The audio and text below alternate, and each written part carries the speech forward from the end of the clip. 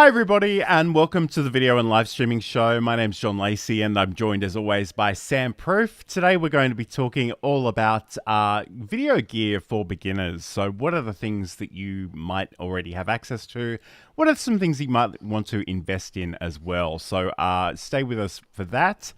But a big hello to everybody that's out there watching. We are going out live to all the various places this week. So, please let us know if you are watching live, where you're watching from, and maybe even, if I remember to click on this button, tell us whether you're watching live or if you're watching the replay with those hashtags that are on the screen at the moment. So, Sam, how's your week been? How are things going? I know you've had a lot on this week. Good. I don't even remember half the things that have gone on. So for those following the Cute Avalanche progress, we hit our 4,000 watch time hours. We made partner, and now I've been basically in the trenches of like making this thing something and what else I can do with it. And lo and behold, the fates came down, and it completely unrelated to Cute Avalanche. I got access to, I guess I won't say specifically since we're using it, well, a different multicasting software for a freelance client. I don't know if I'm allowed to talk about it or not really, but so I started to multicast our, right now it's just playlist of highlights as I try and do a bunch of troubleshooting on getting an actual live feed of actual cats to like 8 different platforms now, in addition to our other stream, which is just Twitch and from the main room. So it's been an interesting week of like a lot of stuff. I'm not even sure if that's what you were Not specifically actually, because there's and again, I wish I had a photo of this ready to go, but I understand that Cute Avalanche, with some help from various people, has developed a 3D printed cat toy that responds to Twitch commands. The thing. I should have given you the video for that. But yes, so for years now, I've been like, one of these days we're gonna make a thing that just shoots toys or moves a laser around, so you at home can play with the cats from wherever the heck you are, whether it's, Australia or Alaska or just down the road in Los Angeles.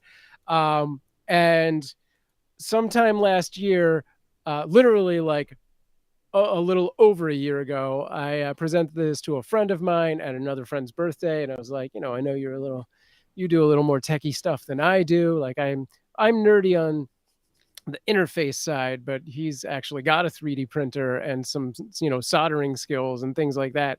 And so we've been going through prototypes for months and months and months and months, and had a few times where we're like, we're going to do it. This is it. We're putting it in, and it didn't work. We went back to the drawing board. And then, a couple of weeks ago, he showed up with the device and we put it in. And for the most part, it's hitting about 70% success rate, which is good enough to be in the room. I created the back end, so you can go over to twitch.tv/cuteavalanche. You head over to the chat, see the little diamond, hit that, find the 100 bits, and drop that in there, and it will automatically launch a ball from the cat toy launcher. There's an awesome nerdy conditional like camera sequence, because we do have 8 cameras in that room, so it'll like pan over all cinematic to the device. It'll start to spin up, it'll pan out a little bit, and then it'll go to one of the wider cameras to get the cat's reaction to this ball that launches through the air. It's been pretty popular. I'm pretty happy about it. I spent a whole hell of a lot of time this past week cutting together a sort of teaser video that we dropped yesterday on our YouTube channel.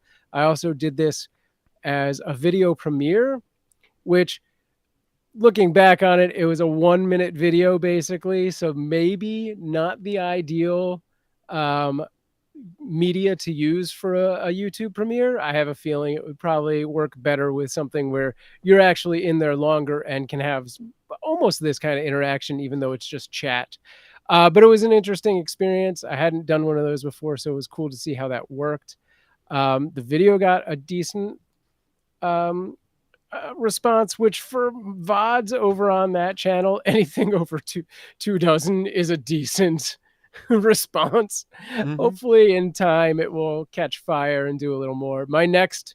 Uh, my next big goal is to sort of take that video and repurpose it to make some shorter videos and like literally like YouTube shorts, like vertical videos and stuff. So hopefully we can draw more attention to that, because I spent 19 hours editing that thing and I'm not sure 32 views justifies that commitment.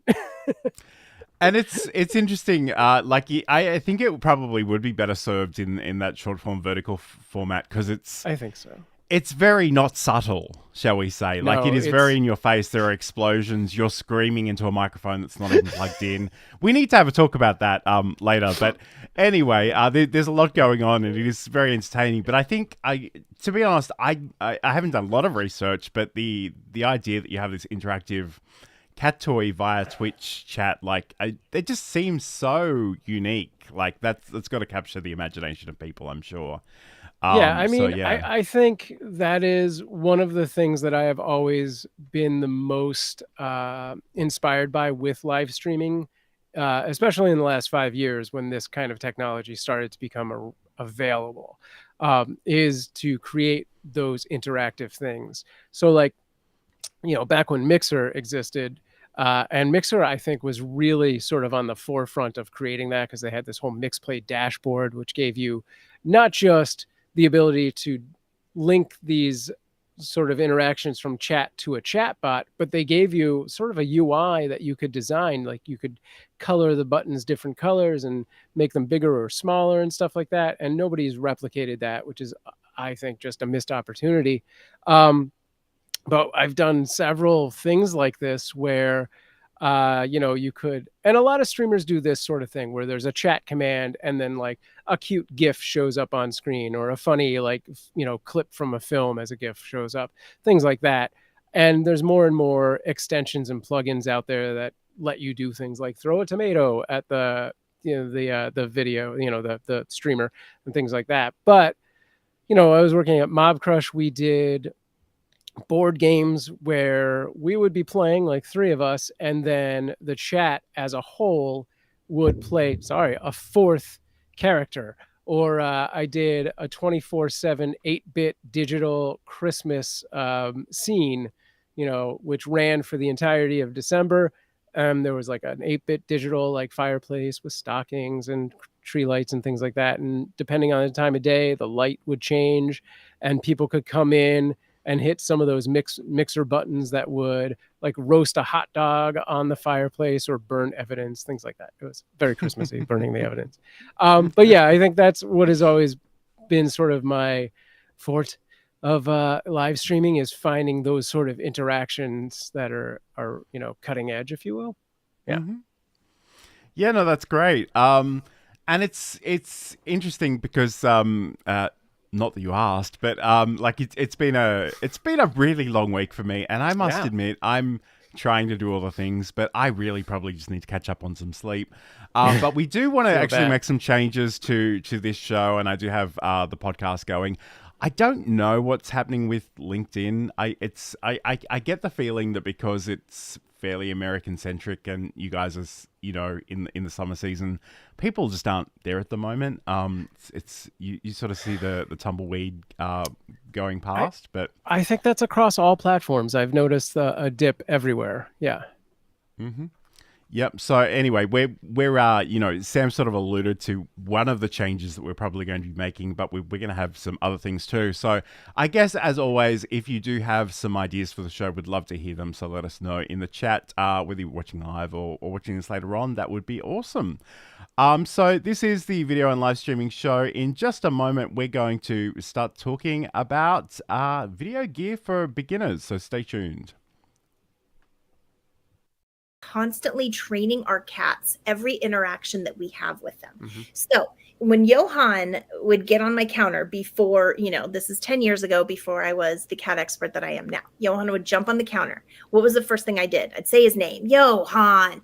He loves that. That's a reward for him. He said, you just said my name. I would go over to him and I'd talk to him and be like, you can't be on the counter. Johan loves when I talk to him. Ding, that's another reward for Johan. I'd pick him up and put him on the ground, but I didn't want him to think I was mad at him. So when I'd pick him up very nicely and kiss him on the head and say, I love you, but you can't be here. I'd put him on the ground. I had just done 3 things that rewarded him for being on the counter. So I was encouraging him to continue doing that. And of course, you can check that out and much more over at cuteavalanche.com. But today we're talking all about video gear for beginners. And hi to CG who's joining us in the chat. Thanks for being here. I guess before we start talking about gear, and there is this phenomenon that we see called gear acquisition syndrome. And a lot of people are gear enthusiasts, and that's wonderful if you can afford it. But, we don't want you to go into debt and buy all of the gadgets if you can't. And I guess really for today's conversation, I really want to focus on, just the bare minimum to actually get you started and create a bit of a proof of concept for a show, for a video. It just depends on what kind of content you're trying to achieve. But I guess, Sam, what are some of the things that maybe new creators might already have access to that they're just not thinking about as a tool for video or live streaming? Yeah, I mean, I think almost everybody has a phone, and that's it. There's right there. This is, hey, I got a notification. This is, number one, your go-to. It's got the audio, it's got the video all built into it. Oh God, I've hit the mic twice now. It's like 6 months ago. But yeah, that's the basics right there. Or if you've got a laptop, almost all of those have a built-in webcam and a mic, and that's it. That's all you absolutely need to get started. It's not amazing. It's not production quality necessarily. I mean, some of those phones are fantastic. Some of the newer, releases, Apple and Samsung and stuff like that, are pretty damn good. It's more on the mic side where you're like gonna want a little boost, but that'll get you started. Mm-hmm. Yeah, absolutely. So I guess it is worthwhile thinking about the things that you might already have access to, whether that is an inbuilt web camera in a laptop, for example. Again, not the greatest quality, but again, for just starting out, I think really what we want to emphasize here is that it's really important that you think about your workflow and you sort of develop a proof of concept before you spend all that money. Because there's nothing worse than sort of going out and, investing in a $10,000 home studio and then discovering you actually hate doing video and live streaming. Not that you probably would. I'm sure you'd enjoy it eventually. But, it is worthwhile to, not get too carried away in that regard. So really, the things that you might want to do, especially in terms of a live stream, is you need that video, you need that audio. I say you need those things sometimes, and especially as someone who sort of stands on the edge of, the audio podcasting and the video side of things. You don't necessarily need to have both. Like you can pick and choose, and we certainly see the phenomenon of sort of the virtual YouTuber where they don't appear on camera. That's true. There are all kinds of ways that you can do different things. So just, but I guess really we wanted the ability to capture you and have the ability in a live stream context to communicate with your audience. Those are sort of the most important things. I guess in terms of video, whether if you do have that camera, and I guess like Sam, obviously if we're just recording to our phone, that's great for videos, that's great for YouTube shorts and all those sorts of things. Can you talk to us about how we can potentially maybe use a phone in a live streaming setting? Sure. I mean, there's a good amount of platforms that now have apps that will just let you stream through them. Instagram, TikTok, obviously you're doing vertical. YouTube does have a built-in ability to stream directly to its app from your phone. But if you're trying to do a platform that doesn't, gosh, I don't have a great answer for this, but if you do have access to a computer, then the next big upgrade, instead of just buying a whole other camera, is you can buy a converter from your phone to HDMI and put that into your computer, or however it's going to do it. Actually, it would be like USB-C, my bad. So, and then you can just pull it into a free software like OBS and use that to stream. You could also do that through a capture card.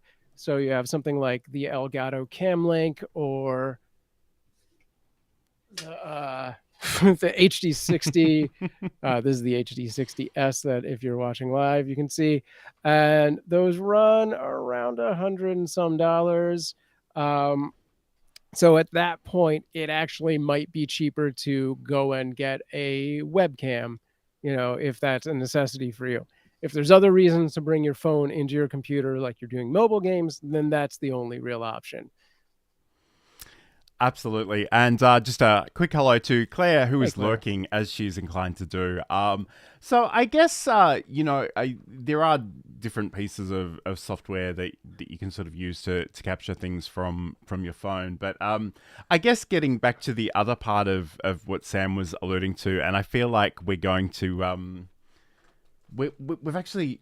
Uncharacteristically, we have a lot of props this week, so I'm going to show things to the camera. I hope they also make sense when you listen to the audio version of this show. But essentially, this is I think this is a Logitech C922. I want to say, or 920. It's just a 920, yeah. Okay. So yeah, this is just a basic web camera. You connect it to your computer with USB.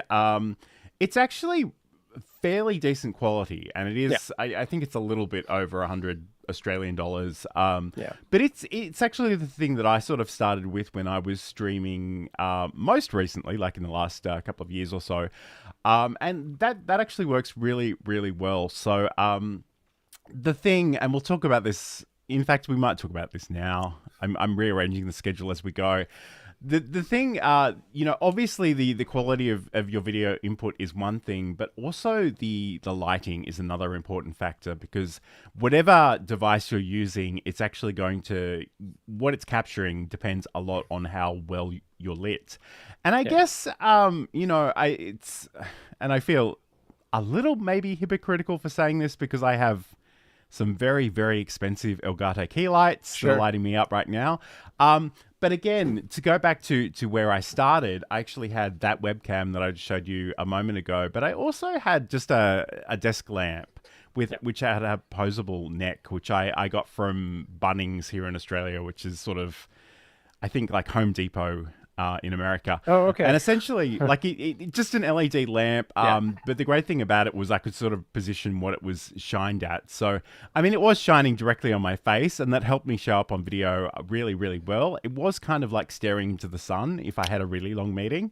So that was a bit of a trade-off there. But again, if you can think about actually maybe positioning yourself in front of a large window, thinking about some of those artificial lights, we certainly see a lot of those selfie type lights, which can be great if you're making a short video or just taking photos, that kind of thing. So it's really worthwhile thinking about how you can actually sort of increase the light that's shining on you, so you show up a little bit better in the scene itself. So, do you have any other thoughts on video or lighting? I think we'll probably come back to video a little bit more, because I want to talk about some things that maybe you want to look at after the beginning stage. But again, we're starting from the pure baseline today. I mean, I'm working with some more old school style production lights. So these are actually lights on stands with soft boxes around them. They take up a lot more space than John's key lights. But they do a fairly good job. They are diffused, though you can see there's a little more hot spot happening on me than John has. So he has a nicer sort of distribution, I think, of light. But you can get this set, and I think it's like 3 or 4 stands. I'm only using 2. And it was like an Amazon Basics for about $100. And you can often find these on a lot of your... like Nextdoor, or I'm a neighbor who decided to do something and I'm not doing anymore, and it's a lot cheaper at that point. So yeah, these are pretty cheap, really. And a quick shout out to the people over on Livespace. Gosh, I'm gonna bungle this one, but my thanks maybe, who is our first French creator probably over in that area. And Cherry G, hello and thanks for joining us. Sorry, I can't share my live space chat on screen right now. You had a tech issue. Okay, no worries. Yeah, so I guess that's the thing. And like, I just want to, I guess, harking back to a point from earlier, like, especially when you're starting, like, one of the things I always encourage people is to be a little bit creative and think outside the box. And I have this notion of sort of starting scrappy, and I want to talk to you about some of these things. And these are all basically audio related, and we'll talk about audio in a second. But you know, I just want to. It's you know, if you don't have a lot of money, but you do have the desire to create some things that are interesting, I just want to point out you can use books as a tripod. For a camera or a microphone. This is something that I used in my day job like a million years ago. This second image is actually the NT1A Rode microphone, which is a beautiful microphone. I had this. I actually got another desk stand from Rode as well, but it wasn't designed to hold a microphone that heavy. So I actually went to Kmart here in Australia and bought a like this weight, a 1.25 kilogram weight, just to counteract the bass of that. So nice. There are all kinds of and I mean, I'd love to hear stories in the chat, like if there are creative things that you've done, because it's like, don't get me wrong, it's awesome if you have the money to buy the equipment and to have all the perfect rigging. But especially if you're starting, especially if you are constrained by a real budget, it's really important to think about what you already have access to and what you can use. So yeah, this wasn't a live thing, but it was a YouTube video content thing. Back in the day when I was doing like weird news, I often put a chair on a table so I could like shoot and teleprompter myself using my laptop as a teleprompter on the table. That was dangerous at best. My over on live says school books better for beginning in streaming adventures. better than actually reading for school. Yes. Nice. Agreed.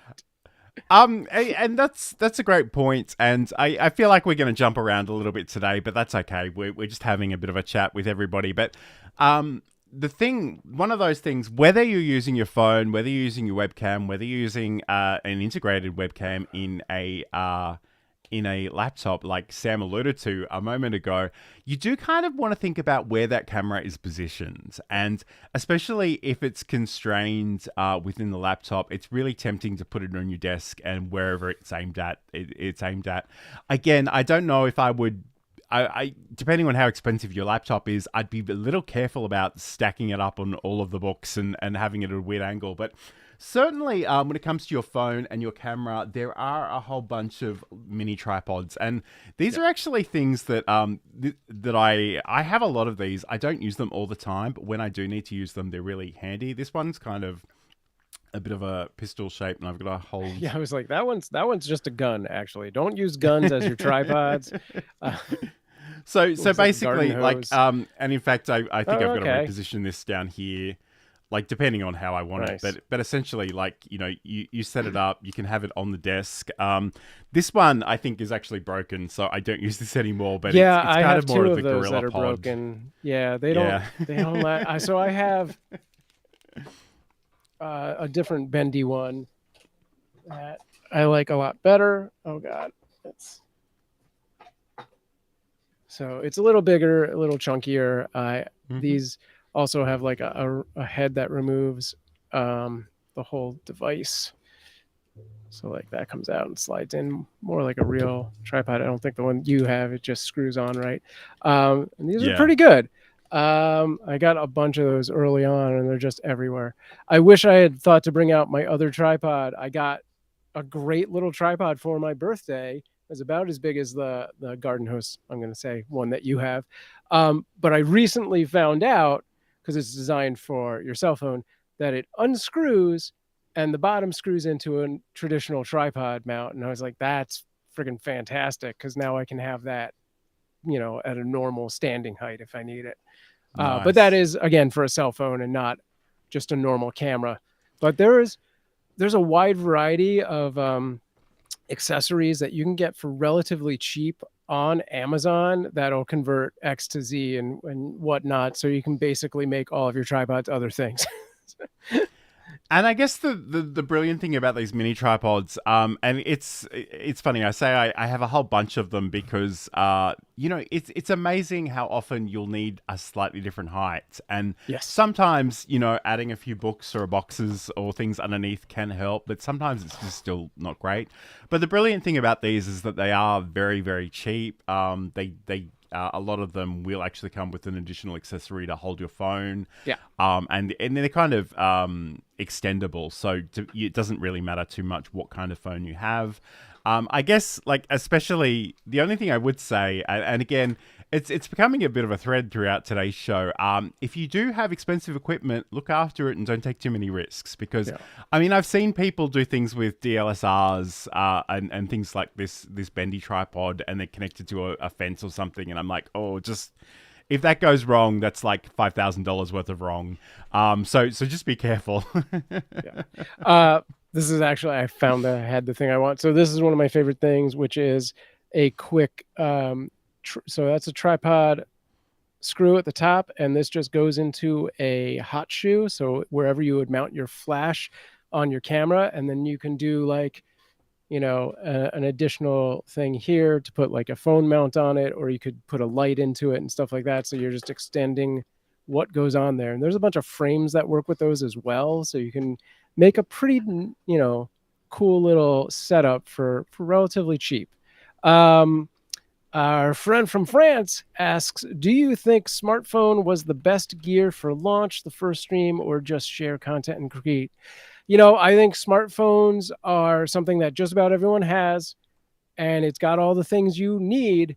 So, like, that's a good, quick way to get started with streaming. And then upgrade.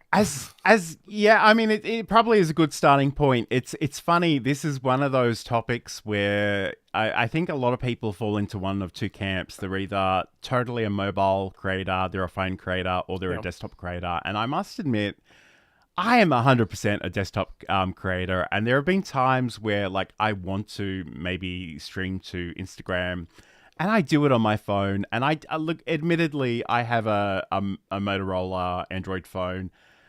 It's not necessarily top of the line, but I was so disappointed in the quality of the audio and the video that I kind of took down the stream the minute it finished.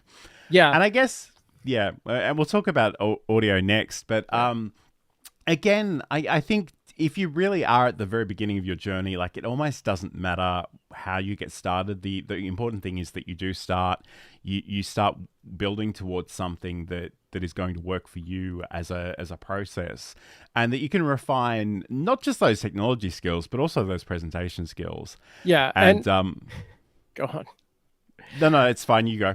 I was going to say, and really the next step up from using a mobile phone, and assuming that you're actually streaming to something like John was talking about, where it's TikTok or Instagram or something where you're actually doing a vertical stream.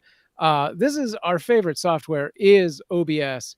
And you can see over here, I have the vertical plugin put in there. So you can just do that with like a high quality production camera and bring in your mic from, your mixer or whatever, and get a much better stream with that sort of setup.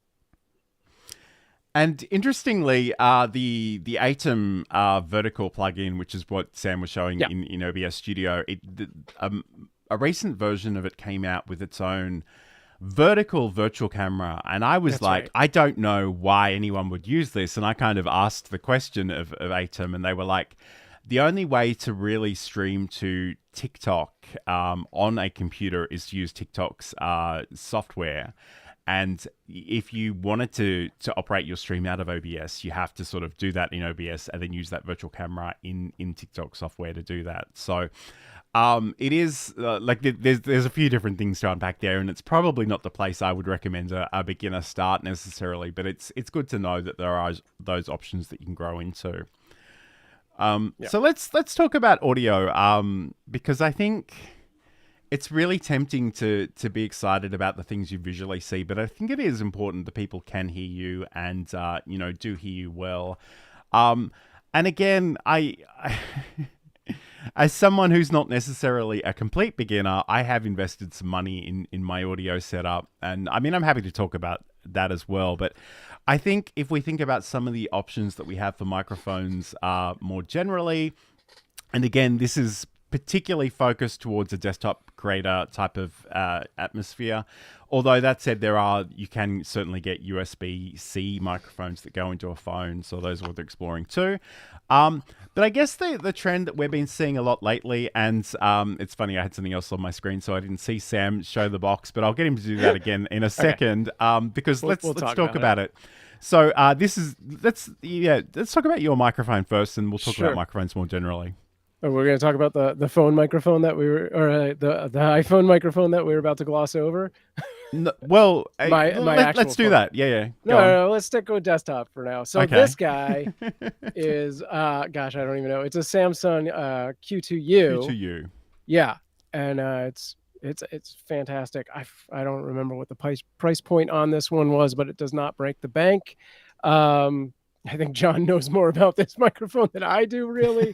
I am not an audio guy.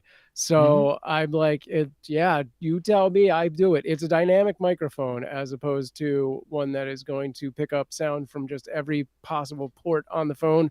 It's more focused to right about here, which is good. Because I don't know if you can tell, I'm sitting in 100-degree heat and I have a fan blasting on me, and I don't think you can hear it.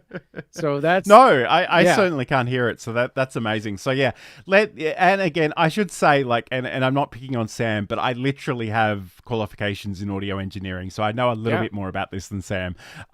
So the Q2U is a great dynamic microphone. So I guess the first thing to unpack here is that there are basically two types of microphone. We've got condenser microphones and dynamic microphones. And the condenser microphones are powered microphones. They often require phantom power to work properly. They will capture more of the higher frequencies, which in some regards can be great. And especially if you're capturing music or you're capturing singing, that's really, really important. But the downside potentially for that is that it's capturing more of the room sound. So again, as Sam mentioned, if there is a fan in the background, if you're in a particularly like a tiled environment or wooden floors, there's a lot of potential for audio to bounce around the room and cause problems in that regard too. And I suspect, I'm not even going to talk about polar patterns on microphones because that's probably a bit too technical and nerdy even for our audience. But the great thing about this particular microphone, not only is it reasonably affordable, but it also does have XLR and USB connections. Yeah. So the XLR connections are the ones that you'll actually plug into a mixer or an audio interface, things like the Rodecaster Pro or the Scarlett. I always forget what the Scarlett one is called. The Focusrite Scarlett device. They actually have a number of them, and even the Steinberg UR22C. These are all just audio interfaces that you can plug a XLR microphone in. In fact, I don't know how. I probably shouldn't try this demonstration, but I'm going to anyway. There we go. So you've got 3 pins in the bottom of these microphones, and they connect into a similar cable that connects to an audio interface. But the other option that we have in this microphone, and we have in a lot of other microphones too, and I'll talk about those in a second, is that we've got the USB connection. So USB can connect to your computer. It can connect to some phones. So, depending on the kind of microphone you've got, you may even be able to connect it up to your phone. Probably need to do a bit of research before investing on that one. But the great thing about that is you can go straight from the microphone to your computer. You don't need to spend another $800 on an interface. You don't need to worry necessarily about all the settings on the board. It really simplifies it, and I think the other benefit of that is that if you're needing to move your setup around, if you've got a laptop and a web camera and a microphone, and you're broadcasting on the road or going around the world or whatever, there's a lot fewer things that you need to bring with you, and I think that in itself is kind of amazing. But also, you can just plug and play that into basically any modern computer, and you're good to go. So I think that's really that's a bit of a trend we're seeing, and I just want to mention some other microphones. These other ones, I feel compelled to mention, are more expensive than the Samsung, but they do similar things. So the Shure MV7, the Rode PodMic USB, and the Rode NT1 5th generation. That last microphone is a condenser microphone though, so it is worth thinking about how you treat your space. Yeah. But really, at the end of the day, what we want. And hello to Insomnia Doodles. Hey, Insomnia. Thank you for joining us. At the end of the day, really, what we want to do, and don't get too much in your head about this, and I say that as someone who is neurotically obsessed by the way he sounds on microphone, and I have an audio podcast, and I spend about 3 minutes recording it, and the rest of the day listening to it and editing it. But essentially, I think that especially for a beginner, we just want people to be able to hear you clearly. If you can do that, anything else is a bonus. So, that is certainly worth thinking about. But Sam, talk to me about this this little microphone that you sometimes use with your phone. Tell me more about that one. This is from a no-name company. There's no branding on this whatsoever. You can find this over on the Amazon for like $20-25. It comes with a USB-C and a traditional USB receiver and 2 lav mics. And this thing, it just literally, the receiver is this little thing. It pops right in, powers from the phone. You can put power into it as well, so you can be charging the phone at the same time if you know you're going to go for a long time. And you take your lav mic, you just turn that chumpy on, and a little light will flash. My phone has some junk in the port, so it's flashing between I can't find it and found it. So let me try turning it around. And that's all the setup. You don't need any special software or anything like that. It just goes. There we go. Now it's green. You clip this to your shirt, relatively close to your face area. You can select that as a source if you need to. It will usually default to overriding the normal mic in most apps and things like that. But also, as I said, it comes with a USB-C receiver and an adapter that takes your iPhone or the USB-C to a regular USB. So you could use this on a desktop or a laptop, and it works with most. I would still stress that you might need to test that and research that, but I've done it on a Windows PC and I've done it on a MacBook Pro. So it definitely does pretty much everything. And it's good. It's not quite as good as this kind of quality. You're going to have some issues with it because I think it has some kind of like sound acknowledgement where it shuts off a little bit when you're not talking, and I've noticed that occasionally, but for the most part, it's pretty fantastic. It also has about a 25-foot distance between the receiver and the lav, where you could be walking around something like a Comic-Con or whatever and have someone filming you from behind, and you're still getting crystal clear audio. And you can have 2. It's the one receiver picks up both lavs, so that's pretty good. I mean, $20-25, like that's a solid start for any setup, really. Absolutely. So I guess, and Insomnia Doodles is saying that some of those cheap little microphones actually give you surprisingly good sound quality. Yeah. So that's no complaints. I meant to put that on the screen and I started instead. Let's try that again. There we go. So it's and especially like if it is only a $15-20 investment, like if you can afford it, like why not give that a go? I reckon. I do as sort of a freelance business UGC content. I'll just drop that. I do freelance UGC content, which is user generated content for actual brands that pay me actual money, and I have used this microphone several times in those videos. No one's ever complained. I want to read this one from over on Livespace. It says, personally, I think a lot of young creators want to prioritize having very expensive setup at the expense of good sound quality when audio is and should be the real priority. The Go XLR, although very good, coupled with the barometric headphones. Wait, is there more to this comment? It looks like it was about to say something else. It looks like it got cut off. But yes, I would say before you get the very expensive DSLR and before you get the fanciest lights in the world, get the better audio setup.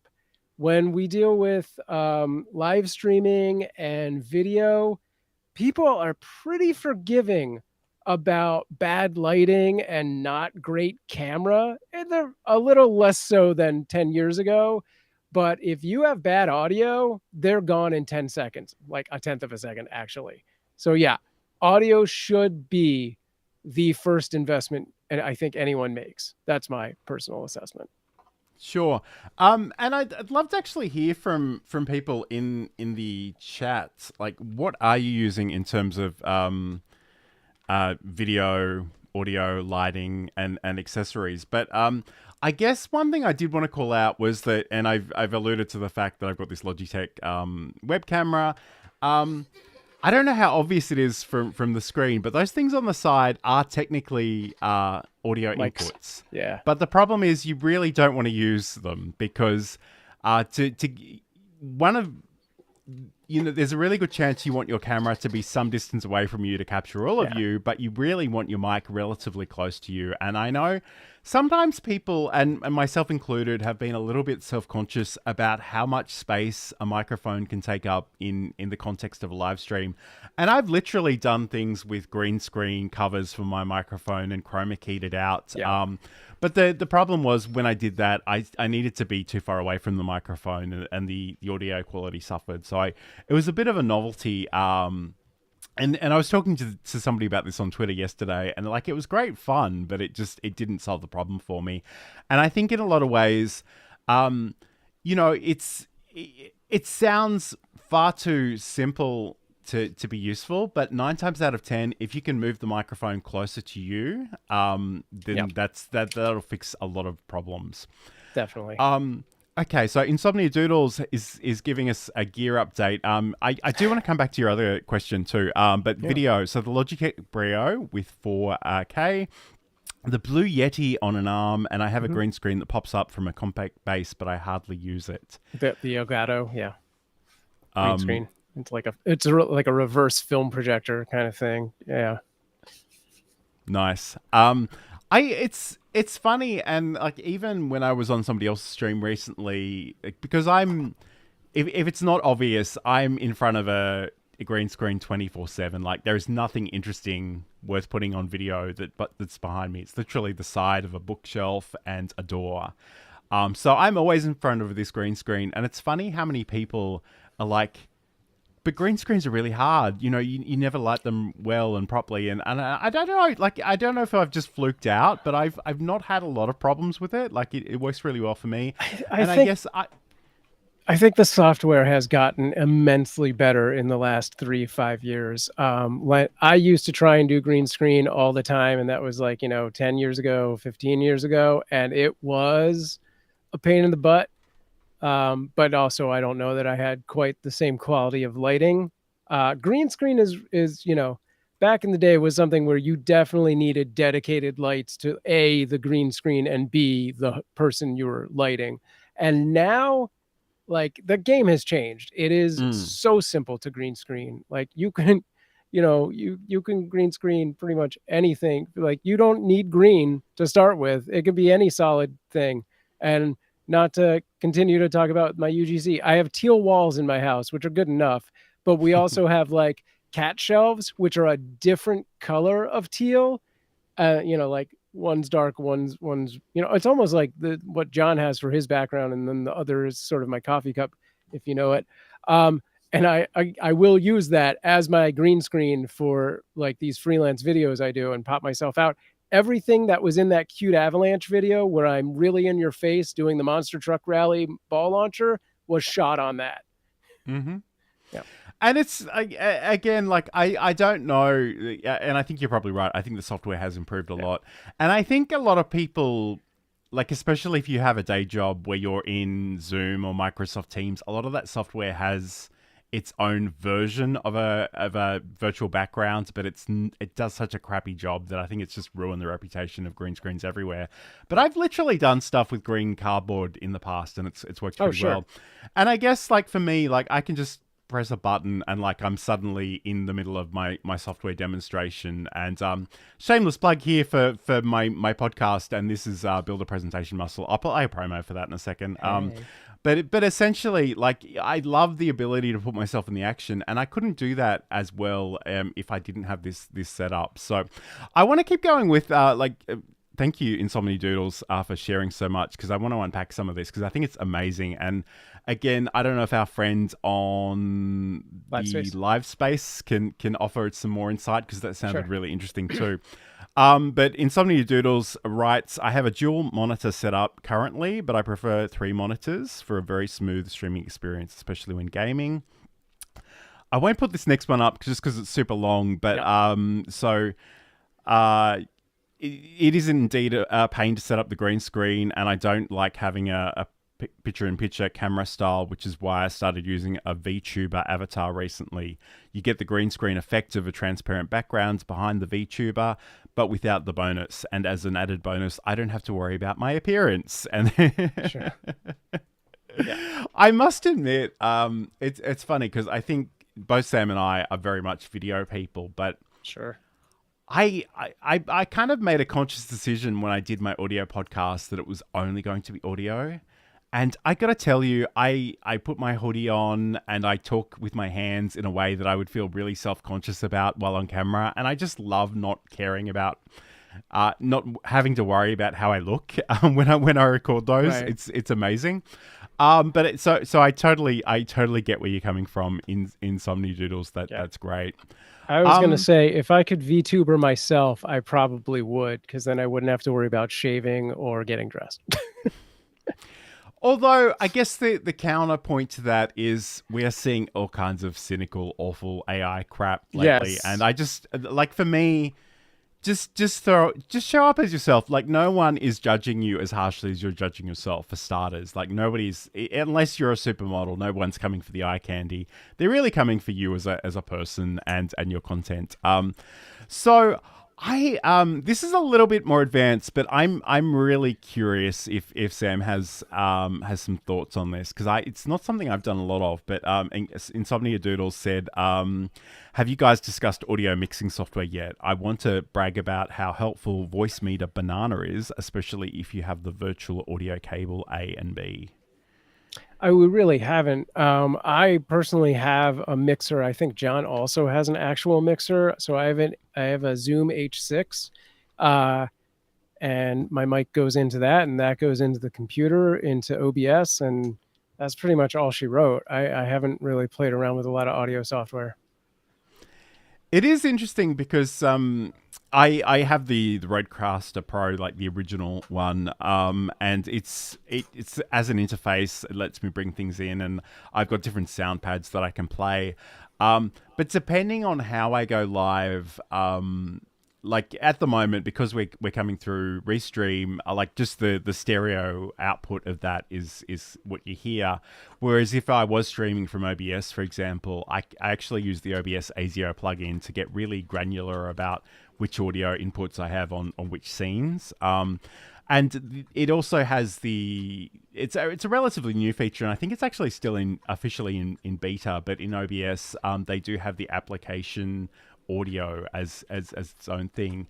And again, occasionally I've got sort of a MIDI keyboard to the side of me, and I will dabble. I'm not a great musician by any stretch of the imagination, but sometimes I will stream that, and I just share the virtual instruments both on screen and via audio, and do it in that way too. So yeah, I mean, it's interesting. And I guess like the thing, and I know someone who got the I can't quite remember what it's called, the new tiny Rode device that actually has an XLR input and also a camera input as well. Right. And it has sort of 3 different ways of like it has 3 virtual audio mixing methods, and in some ways that's insanely powerful, but in other ways if you're a beginner, it can be really easy to get confused very, very quickly. And if you find yourself in a place where maybe you're duplicating a guest's audio, for example, which is something I've definitely witnessed in the last couple of weeks, that can be a nightmare too. So again, there's another comment here. This is a long one, but I'm going to put it up on the screen anyway. So from Insomnia Doodles, virtual audio mixing is a necessity for me. It lets me decide which audio goes to the stream and what only I can hear. I use Chatty to create a ding sound effect whenever someone posts in my chat, and the virtual mixer allows me to hear it without, and I'm assuming without There's going more to to come. the audience. Can I just, I just want to applaud you for that, because I know a lot of people that use Ecamm Live to stream, and by default, it seems that every time somebody puts something in the chat, there's an audible ding. And I swear, for me as a viewer, it's like water torture. Sure, it's just yeah, that would ding, be terrible. ding, ding. And I'm like, please make it stop. But again, like, that's awesome. And I think, it's really important you work out what works for you and your stream. And Sam did mention in the chat that it was the Rode Streamer X that I was trying to refer to earlier. So yeah, I mean, it's important to just work out your process. And I think, last week when we're talking about our Go Live checklist, if you ever make any kind of changes to your setup, make sure you test those thoroughly, because that's when the wheels fall off if you don't test those things. And that's when you get that duplicated audio. Yeah, or you can do what I did, which is I was trying to kick the tires over at Livespace the other day, and I haven't done this in a while, but I was muted for about a good half hour. So that's fantastic. Okay, so this is the video and live streaming show. We're talking all about video gear for beginners, and we'll be back in just a second. Looked at the first assessment, and the first assessment was record a 5-minute video, and it was a pretty simple introduction of yourself. There was nothing exciting. I didn't have to research. It was just a 5-minute warm-up, and I freaked out. That course is still sitting in the cupboard beside me. I see that stack of papers and I almost rock in the corner. It cost me a lot of money to sign up, and I threw the whole course away.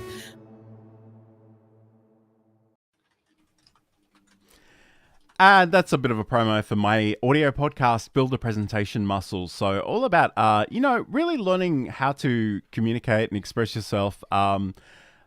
So please check that out. You can subscribe on Apple Podcasts and Spotify and all of the places. So if you want to do that, you certainly can. I'm going to post a link to that in the chat for those of you that can actually are on the platforms that support that. But anyway, I guess I want to sort of go back to sort of a combination of audio and accessories. And Yep. I mean, one thing that we've probably skipped over, but is super important, is that you actually have some headphones, and especially if you're communicating with another person. I can't overstate how irritating it is when somebody refuses to wear headphones and they've got some speakers set up somewhere and the speakers hit the microphone and you've got that terrible, terrible audio feedback loop. It's just like, if you don't, that's the one sort of no-go that I would probably say. Like, it's really important. And again, the headphones don't need to be elaborate. And I think sometimes people are, they look at these chunky ones that I'm wearing and they're like, that's ridiculous. And you can certainly use earbuds and things, like, that's fine. But I think it is important to keep that in mind. I guess the other thing too, in terms of audio and accessories, is that, and again, Insomnia Doodles alluded to this with her, I think she had a Blue Yeti. But essentially having a microphone on a stand where you can position it and have a boom arm, because I think I'm assuming, I feel bad that I don't remember exactly what that microphone is, so I'm going back through the chat just to double check what that was. So it is the Blue Yeti. Okay. The Blue Yeti is, the problem with the Blue Yeti is often that people will put it on a desk and sit a meter away from it, and it'll capture all the audio in the room, but it won't get you well. So if you can physically move that closer to you, that's always a good idea. Like, there is a point at which you may need to turn the microphone down, or you may need to move it a little bit further away from you. But 9 times out of 10, I think the issue is that people are just too far away from their microphone physically. So you want to do that as well. I know Sam and I do have different boom arm mics, and Sam, as much as I like you, Sam, you have a really annoying habit of accidentally whacking that that boom I arm. do. I have not found a good position for it, or I just need a different, boom that comes from that's higher and comes down. But yeah, it's a relatively cheapy one. Actually, I wonder if this came with. I think this one came with the condenser mic that I have, but Yeah. I haven't figured out a good placement, I guess. I guess like if you are in a position to spend some money, like they do have, I think Elgato have like a low profile one, and Rode have sort of higher ones. There are all kinds of things, but again, whatever you can do to actually, here we go. Because I think you and Sam are alike in this regard. Insomnia Noodles is writing, I have a bad habit of slapping my desk in response to excitement. And it's so it's I definitely actually, a thing. my setup is actually a small table next to a desk, and my scissor arm is mounted to the other desk for that reason, because I used to do a lot of interactive board game streams, and I was constantly moving things around on the table and rolling dice, and I was like, I can't have that, because that's going to make the springs go off every damn time. So at least I got that down. Yes, and I'm not going to move this microphone right now, but the other great thing about actually having a boom arm is that if I'm not live, if I'm not recording, I can just physically move this microphone out of my face. So it's amazing how useful it is to actually have things that are maybe mounted to your desk rather than taking up physical space on your desk too. So yeah, and I want to point out that I've seen occasionally like a goose arm or a gooseneck mount on like Instagram ads and stuff, and they're usually a little cheaper. Those suck. They're terrible. Like, this thing will just bounce for 10 minutes. It is don't especially for a camera, don't get it, but for audio I still wouldn't bother with that. I just don't, there's no point. And then eventually they break, because you're just bending the same metal over and over again until it's done. This will last a lot longer. Absolutely. Okay, cool. So I'm just wondering, is there anything else that we wanted to cover before we wrap up today? So again, I guess, depending on where you are in your journey, it is really important to not get too carried away too soon. Think about the things that you already own. Think about how you can use your phone, or if you've got any microphones lying around, that kind of thing. And especially for my money, these mini tripods are just like the coolest thing, and you can get the accessories for the phones and your camera or your webcam, whatever you want to use. But think about where you physically position that, because as someone who spends a lot of time on video calls and meetings, there's nothing worse than when you talk to somebody who's got a webcam aimed up their nose or looking down at them. It's just really, really weird, and it's not a good look. Yeah, I have always had my camera above my eye line looking down at me. I think that's the best optimal thing. I think that's what we're taught at. I went to actual film school, well, photography school technically. So yeah, that's the one takeaway I brought with me.